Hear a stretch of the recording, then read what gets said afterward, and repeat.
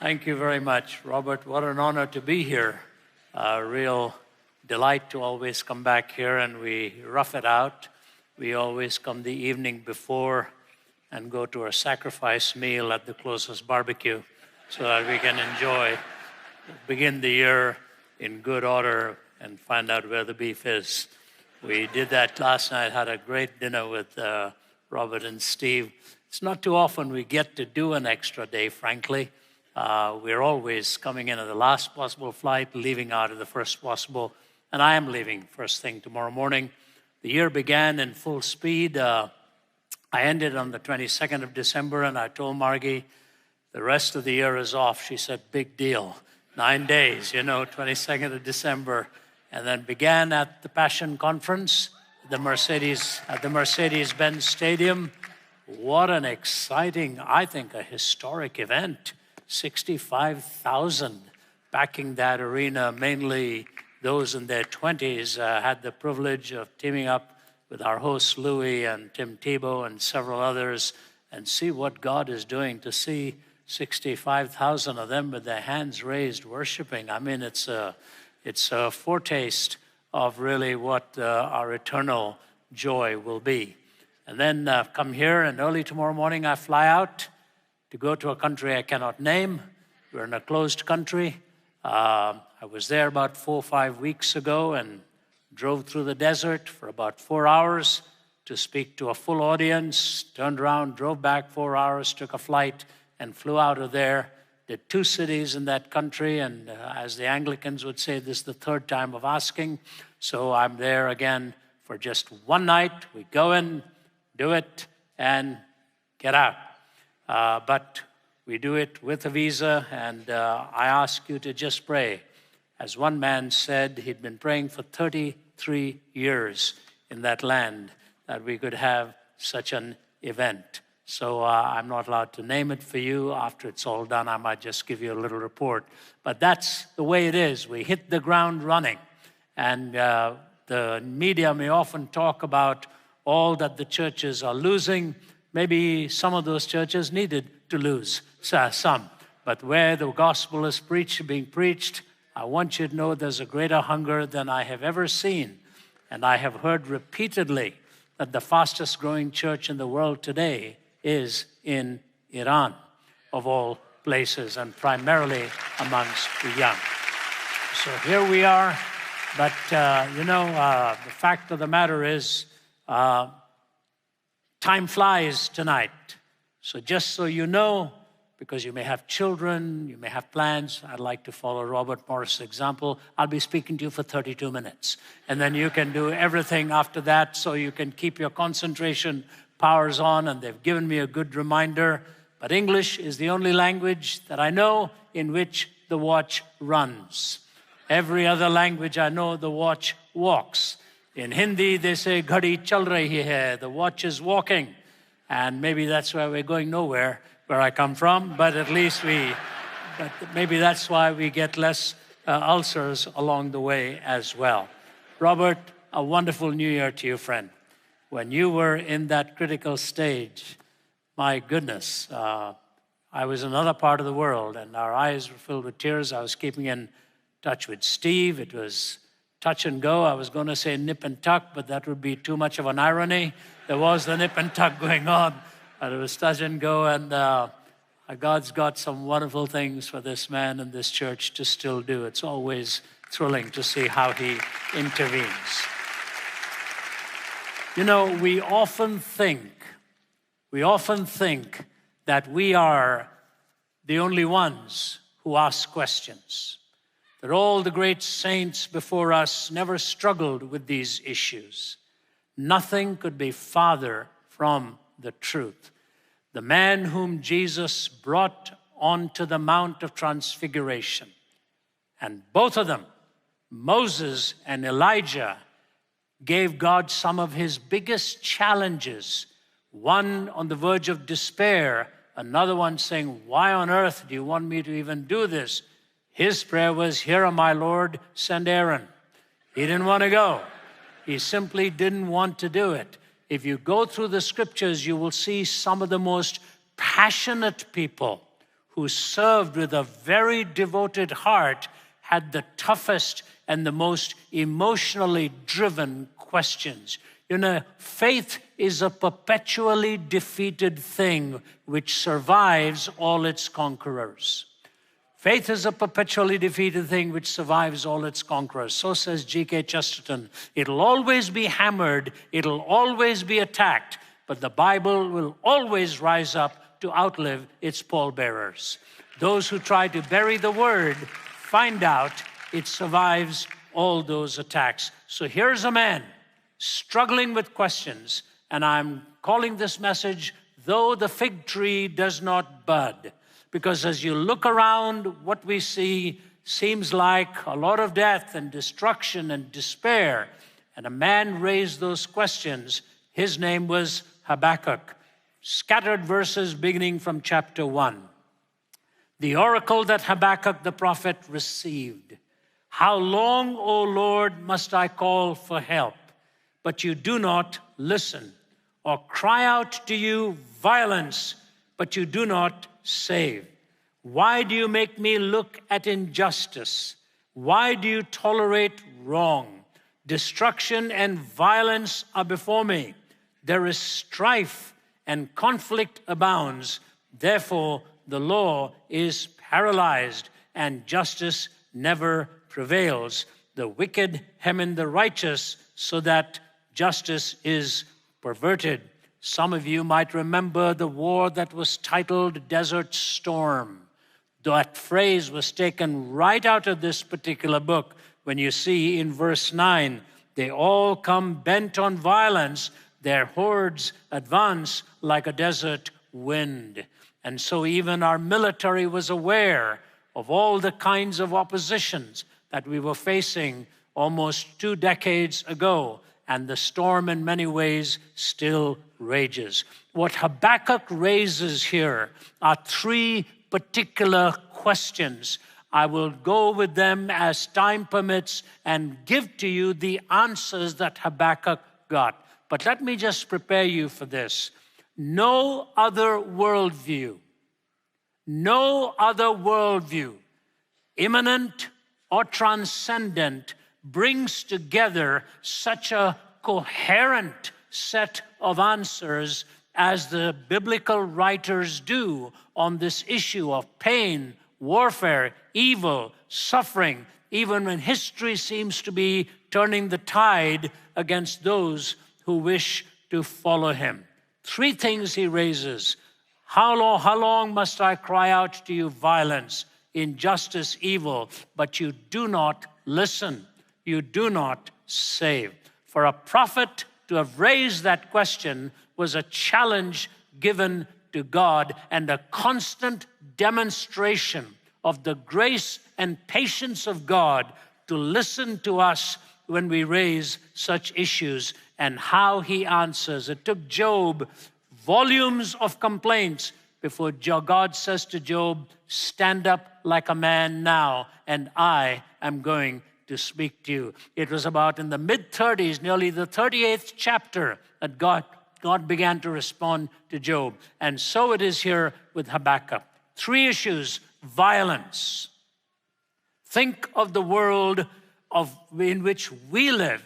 If Habakkuk thought he saw violence in his day, think of the magnitude of violence in our time. Let me just give you statistics for the previous 4 centuries, just in the microcosm of Europe. What has happened in warfare? 17th century in Europe, 3.3 million were killed in war.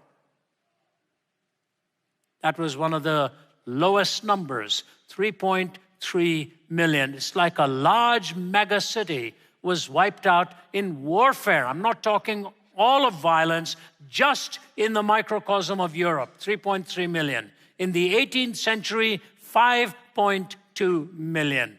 19th century, 5.5 million. And in the 20th century, going into 1970s or so, the statistic at that time was 28 million in Europe alone. In the first three-fourths of the 20th century, 70 million were killed in warfare.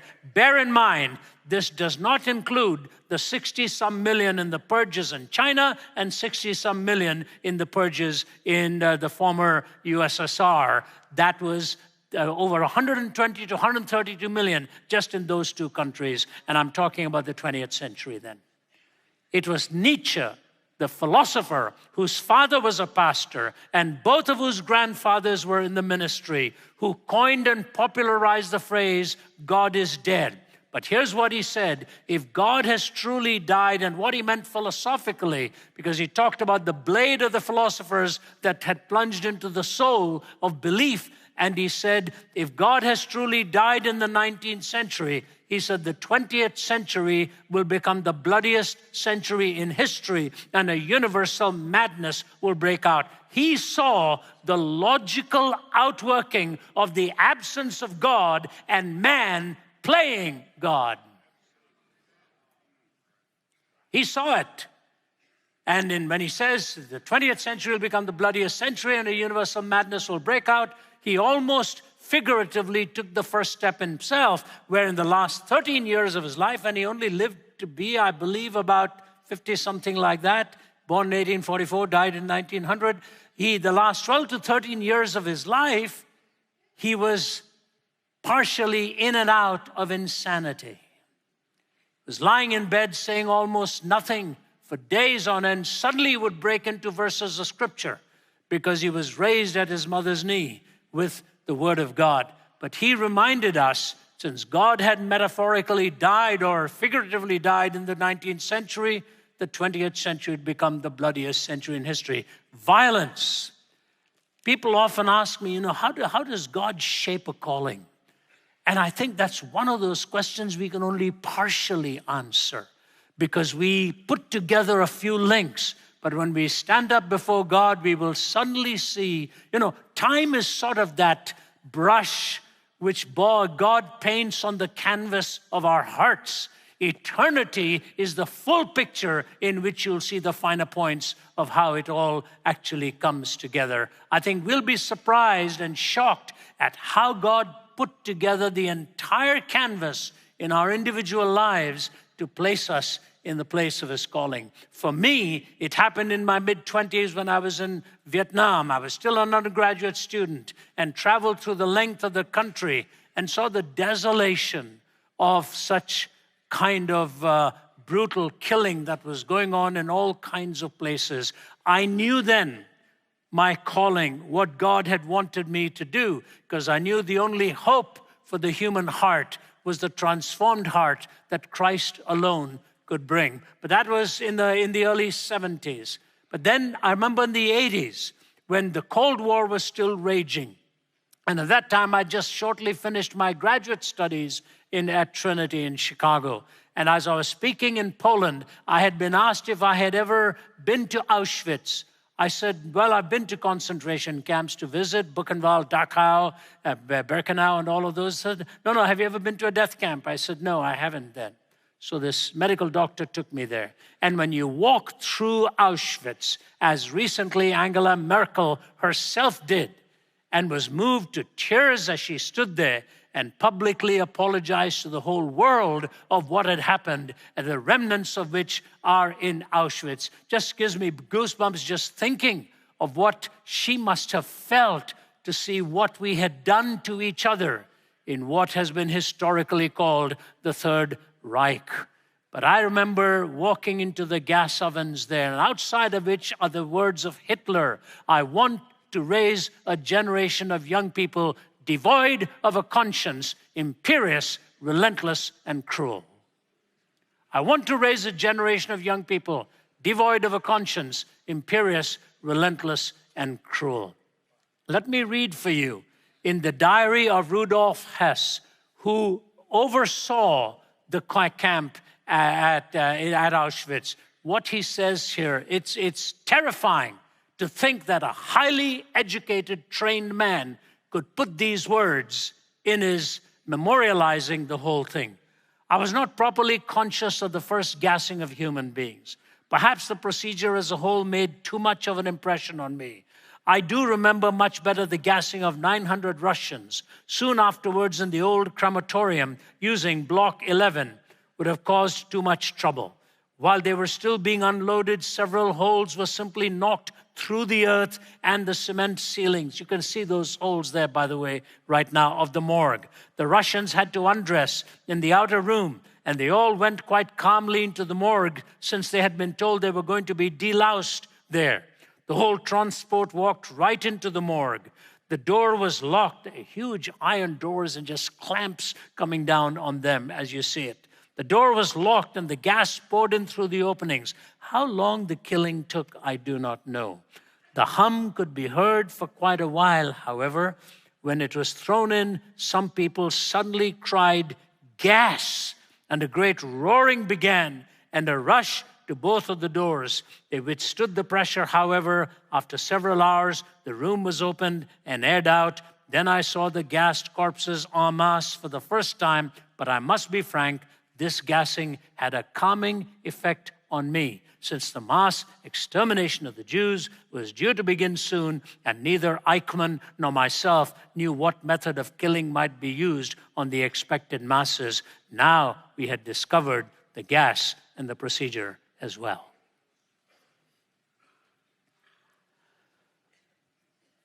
You look at that and you say to yourself, is this how far the human mind can degenerate, where people become just lumps of meat and descend to this kind of violence? But you see, ladies and gentlemen, right from the first family, there was violence in the home. When a brother, out of jealousy, wanted to take the life of his brother. This body is the temple of God. We have no right to violate that temple, either in a self-inflicted way or in others. So when Habakkuk was crying out like the desert storm coming with violence, you can imagine in those days of primitive warfare, he was looking at God and saying, what's happening? Why aren't you answering? Why are we seeing all this violence? You think that, I think that. And that was the first question he raised. But then he linked it to another area, and that is injustice. He said, how long must I cry out to you for justice, but you do not seem to answer? Here's where it comes closer to us in the United States. Justice has now become a political ideology rather than an ontic referent of the character and the person of God. We are now politically driving what justice is. And it was Plato who said, justice is the firmest pillar of good government. The firmest pillar of good government. Now remember, the Greeks never went much into a personal divinity. It took the Hebrews to bring us that. They talked of truth, beauty, goodness, liberty, equality, justice, and they talked of virtues. They had all these stories, but the Greeks did not clearly anchor it in the person of God. It took the Hebrews. I am the Lord your God who brought you out of the land of Egypt. Redemption. Therefore you shall have no other gods before me. The very character of God, and hence the Decalogue, and hence the laws that were vertical and horizontal. Here's what Aristotle said. Justice of all the virtues is truly to be taught for another's good, because it is related to our neighbor. It does what is advantageous to another. The worst person is he who exercises his wickedness both towards himself and towards his friend. And the best person is not he who exercises his virtue only to himself, but he who exercises it towards another. Do you see what we have done to justice at our time? Those who exercise it towards another, that is the key towards justice. For this is a difficult task. Justice in this sense, then, is not a part of virtue, but virtue in its entirety. Nor is the contrary, injustice, a part of vice, but vice entirely. That's why Micah took the 613 laws of Moses and reduced it to 3. to do justice, to love mercy, and to walk humbly before your God. So justice is at the core of a people's character, and yet we see that being flaunted and losing our way consistently in this. Learn to watch history carefully. When justice dies, a civilization is dying. And so he says violence, injustice, and then he talks of evil, which is ultimately the source of all of this. And he talks of the wickedness that he was seeing all around him. I want to read for you something because it is fascinating how even medical science talks about these things. Now, here's what it says. Most psychiatrists assiduously avoid the word evil, contending that using the word evil would precipitate a dangerous slide from clinical to moral judgment. They don't like to use evil because it would be a slide from mere clinicians' work to a moral pronouncement on somebody. The person writing this, I think this is in the New York Times, so it shouldn't surprise you. Okay, listen to what he says. The person writing this didn't realize that this was a moral judgment itself. That very pronouncement is a moral judgment, that we don't want to slide into a moral framework. Rather keep it in a medical framework than you pop a pill for somebody who is evil. Why call him or her evil? But then he goes on to say this, and that could end up people putting on death row unnecessarily. Is that not a moral judgment? What on earth? You talk about a one-ended stick. There's no such thing. They are using moral categories to debunk moral categories because moral categories would be judgmental, so we keep it clinical rather than moral, all along saying because we don't want to end up doing anything immoral. I mean, this wreaks havoc with reason. What do you do with such things? So you've got evil, injustice, violence. And I think when you look at the Judeo-Christian worldview, it's the only one that even begins to answer it. I'll have to race through it. Number one, in chapter 2 and verse 18 onwards, of what value is an idol, since a man has carved it, or an image that teaches lies? For he who makes it trusts in his own creation. He makes idols that cannot speak. Woe to him who says to wood, come to life, or to lifeless stone, wake up. Can it give guidance? It is covered with gold and silver. There is no breath in it, but the Lord is in his holy temple. Let all the earth be silent before him. The number one answer is the actuality of God in distinction to atheism. The reason you're raising these questions, Habakkuk, is because you have moral reasoning within you. And I am telling you, if you were to raise these questions to lifeless stone or to an idol, you're wasting your breath. But the Lord is in his holy temple. Let all the earth be silent before him. Somebody once asked me, what are going to be your first words when you see God? I said, I'm going to be absolutely silent because I'll be terrified at what his words are first going to be to me. I'm nowhere near concerned about what I'm going to say to him. I am truly concerned about what he's going to say to me. And if I were to hear from him the words, well done, what do you say? The divine accolade that everyone longs for and dreams for. You see, what makes America unique, which our naturalists and secularists hate to recognize, but even Gertrude Himmelfarb, professor of ethical history and so on, University of Columbia, in her book Roads to Modernity, makes this comment. She said, the difference between the United States and Great Britain on the one side and Europe on the other side is this. Listen carefully. For the European French philosophers and the German philosophers and all of the great Spanish thinkers and all, for the Europeans, reasoning was supreme. Reasoning, and hence René Descartes, I think, therefore I am. Logically, he should really have said, I think, therefore thinking exists. But he couldn't stop from going to the personhood. For the Europeans, it was reasoning, thinking. For the Americans and the English, says Gertrude Himmelfarb, it was not reasoning that was foundational. Hear this now. It was moral reasoning.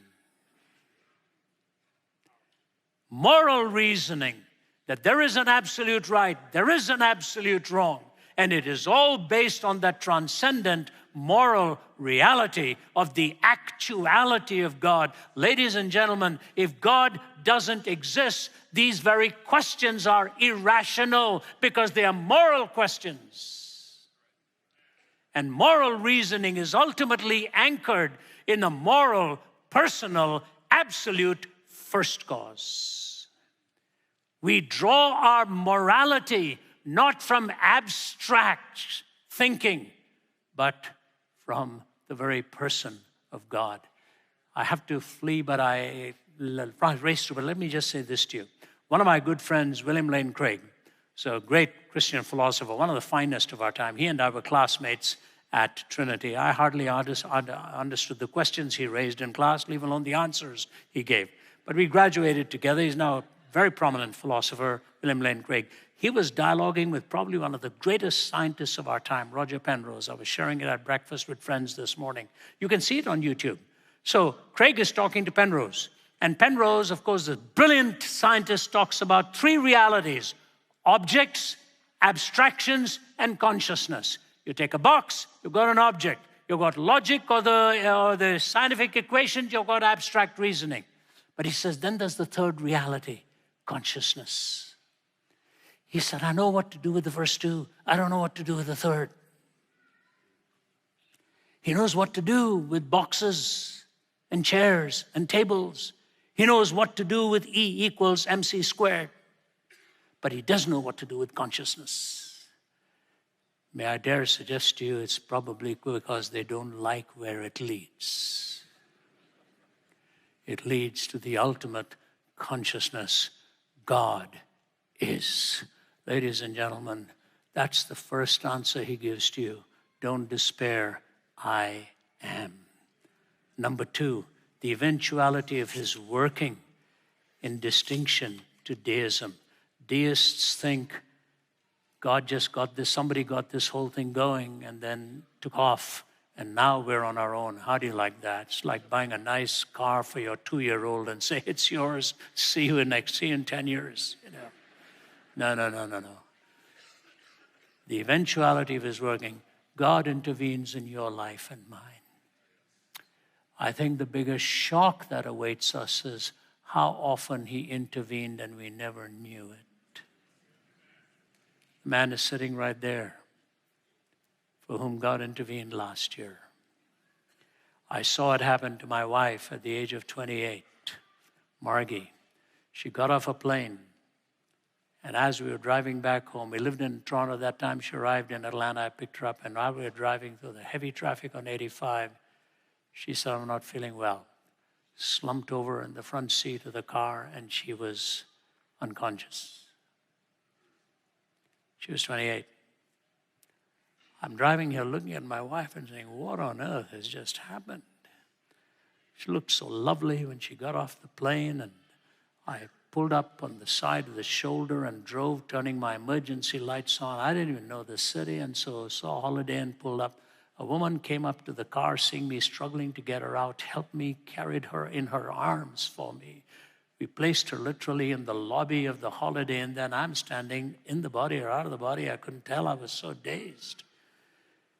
And they called the paramedics. They called the ambulance and rushed her. When I got her to the hospital, I was to be preaching that night. The doctor came out and said, you're going nowhere tonight. Stay right here. In his words, exactly what he said. We've got a belly full of blood out here. Said, your wife has been bleeding and she's lost 60% of her blood. Did you know she was expecting? I said, no, sir. He said, we have an ectopic pregnancy on our hand. She's lost 60% of her blood. You better stay right here. My brother's a doctor. When I spoke to him later that night, he said, Rav, he said, that's one of the highest mortality emergencies that ever comes in because they don't know what's happening. They go to bed and they literally bleed to death. And the doctor who looked at me said, if this had happened 1 hour before she landed or half an hour before she landed, you would not have seen your wife alive. He protected her. When our time comes, we all have to go. But until that time comes, our sovereign Lord will protect you from any intimidating, any terrifying reality. God is. I don't know what you're going through in your life. I know what I'm going through in my life, what I'm going through in our lives. I know that. But I also know this. He will never take me through any fire, but that he will put his arms around me and take the scars in the process so that he can walk me through and take me through that. The actuality of God, the eventuality of his working. He is a God who works and cares about you. He knows every bit of your DNA like nobody else does. And there's 3.1 billion bits of information in that DNA in you. He knows it all. Actuality of God, the eventuality of his working. And lastly, the eternality of his perspective. Because here's where he says, the second part I didn't even read to you when he said, the righteous will live by faith in chapter 2. But here's the third one.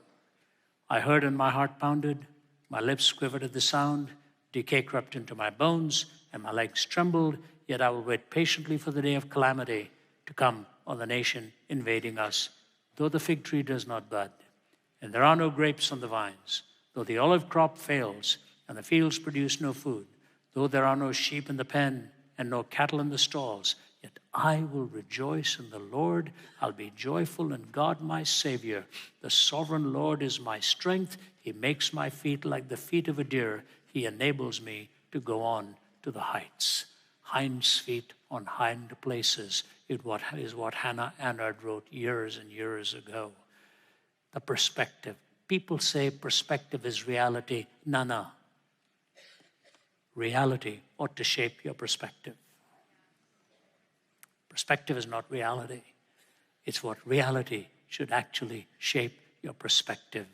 And eye has not seen, ear has not heard, neither has entered into the heart of man the things which God has prepared for them that love him. And as I leave you with these thoughts, and I say to you that the marvelous thing and the marvelous reality is that he pulls the threads together. And when you see the ultimate design, you will be the most shocked. A great preacher, W.E. Sangster, tells about years ago, was preaching in Leeds, and he was from Plymouth, and he was making a trunk call, as they called it, which wound its way through the Midlands. And you had to go from operator to operator to operator, a little bit like the Andy Griffith show type thing. All right, Gertie, get off, so I can finish this call. So the operators are listening. And so he was waiting to connect to his wife.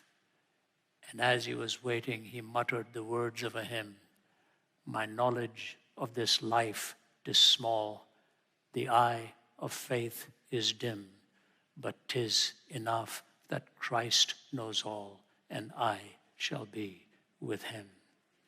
And one of the operators said, Sir, could you say that again, please?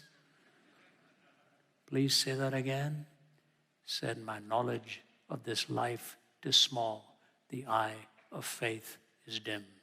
But 'tis enough that Christ knows all, and I shall be with him. She said, you'll never know how much I needed to hear that tonight.